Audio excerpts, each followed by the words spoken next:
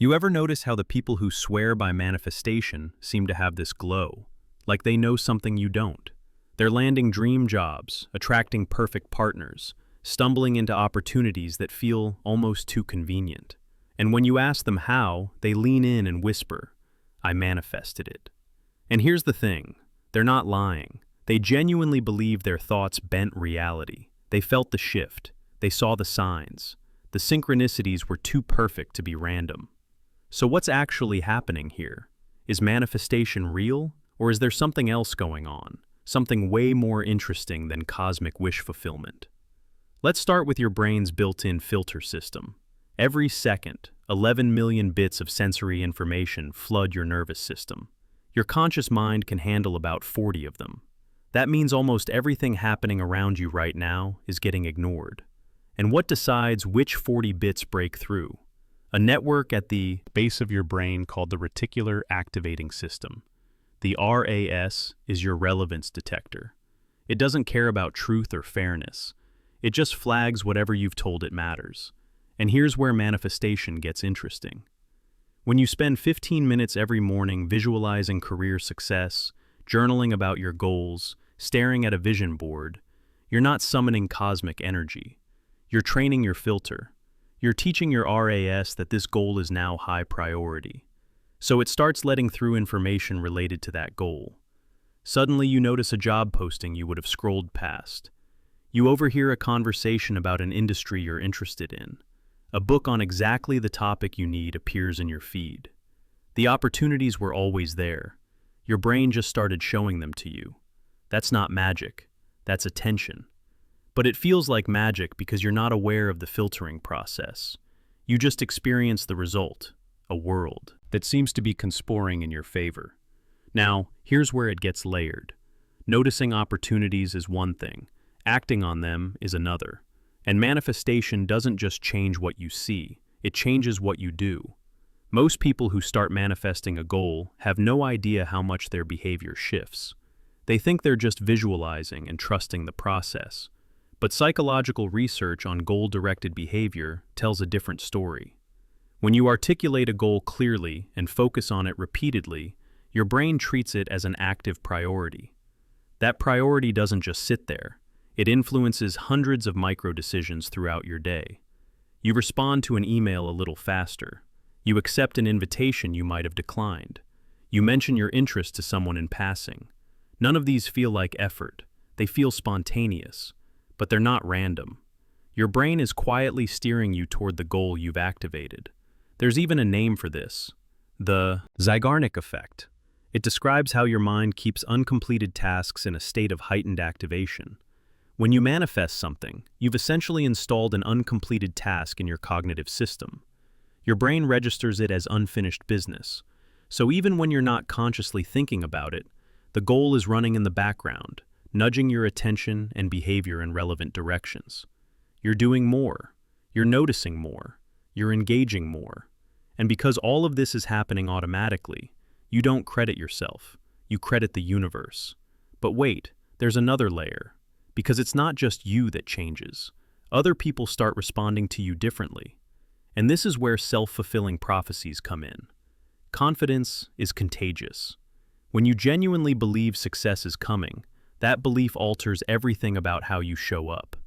Your posture opens. Your voice steadies. You make more eye contact. You take up space differently. These aren't conscious adjustments. They're automatic byproducts of internal certainty. And here's the kicker. Other people read those signals and respond. There's classic research on this. Teachers were told certain students were about to have intellectual growth spurts. The students were actually chosen randomly. But by the end of the year, those randomly selected kids showed real academic gains. Why? Because the teacher's expectations changed their behavior. They gave those students more attention, more patience, more challenging material. The students, receiving this enriched interaction, actually did bloom. The expectation created the outcome. The same thing happens when you manifest with conviction. You walk into a job interview believing you're meant for this role. That belief manifests as calm confidence. The interviewer perceives competence. Your perceived competence increases the likelihood of an offer. You didn't manipulate reality with your thoughts. you, changed your behavior, which changed their perception, which changed the outcome. And if that's not enough, your brain has one more trick: placebo effects. When you believe something will work, your body responds as if it's already working. Stress hormones drop, dopamine pathways activate, your autonomic nervous system adjusts. These aren't imaginary changes. They're measurable physiological shifts triggered by expectation. So when you do your manifestation ritual, your brain interprets it as a signal that positive change is imminent. It starts preparing you for that predicted future. You feel more capable because your neurochemistry is shifting to support capability. You act with more confidence because your body is in a state primed for success. The ritual didn't contact the universe. It contacted your endocrine system. Now let's talk about what happens when things go wrong. Because if manifestation actually worked the way it claims, failures would disprove it. But they don't. And that's because of cognitive dissonance. You've been spending 30 minutes every morning on manifestation rituals. You've told friends. You've invested emotionally. If it doesn't work, all that effort was wasted. That thought is uncomfortable, so your mind resolves the discomfort by finding evidence that it is working. Small wins get magnified. Coincidences become signs. Ordinary progress gets credited to manifestation. This isn't dishonesty. It's automatic mental adjustment to avoid the pain of wasted effort. The more you invest, the more motivated you are to believe it works. And every time something good happens, your brain files it under proof.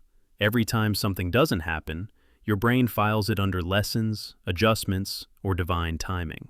The framework is flexible enough to absorb any outcome without ever being proven wrong. Add in attribution errors, and you've got an airtight system. Successes get attributed to your manifestation. Practice. Failures get attributed to external factors or insufficient alignment. Your memory reconstructs events to support this narrative. Hindsight bias makes past successes feel predictable. The availability heuristic makes dramatic wins more memorable than quiet failures. Your mental accounting is biased from the start. So here's what's actually happening when manifestation feels real. Your attention is filtering toward opportunities. Your behavior is shifting toward goal-relevant actions. Your confidence is triggering positive social responses. Your expectations are producing physiological changes. Your rituals are reducing anxiety and building discipline. And your mind is systematically interpreting all of this as evidence that your thoughts are reshaping reality. None of this is supernatural, but all of it is powerful. Manifestation works, just not for the reasons people think. It works because it activates a cascade of psychological mechanisms that improve focus, increase effort, build confidence, and mobilize social support. Those mechanisms produce real results. The explanation is just more interesting than magic. Does this mean you should stop manifesting if it's working for you? Not necessarily. If the practice makes you more focused, confident, and proactive, those are genuine benefits. The framework provides motivation and structure. That's valuable. The issue is when belief in manifestation prevents you from taking necessary action, or when you blame yourself for failures that were actually beyond your control, or when you credit cosmic forces instead of recognizing your own effort and skill. Understanding the real mechanisms gives you options. You can keep the practices that work: goal setting, visualization paired with planning, positive self-talk, structured routines, confidence building. These produce results because they engage the actual psychological pathways that influence outcomes. You don't need to believe the universe is listening. You just need to understand that your brain is. The human mind is staggeringly powerful, not because it can violate physics, but because it can reprogram its own filters, trigger physiological changes through belief, and create self-fulfilling social dynamics. That's the real magic, not cosmic intervention, but the intricate, beautiful, deeply weird machinery of human psychology doing what it evolved to do. Manifestation feels real because the effects are real. The attention shifts are real. The behavior changes are real. The confidence is real. The social responses are real. The physiological effects are real. What's not real is the supernatural explanation. And honestly, the actual explanation is way cooler. Because here's what it means. You're not at the mercy of whether the universe feels generous today. You're not dependent on getting your vibration exactly right. The power was never out there. It's in the complex, adaptive, extraordinarily capable system sitting between your ears. Your brain is responding to your intentions by reshaping how you perceive, how you act, and how others respond to you. That's manifestation. That's the mechanism. And understanding it doesn't diminish the wonder, it deepens it. Thanks for watching.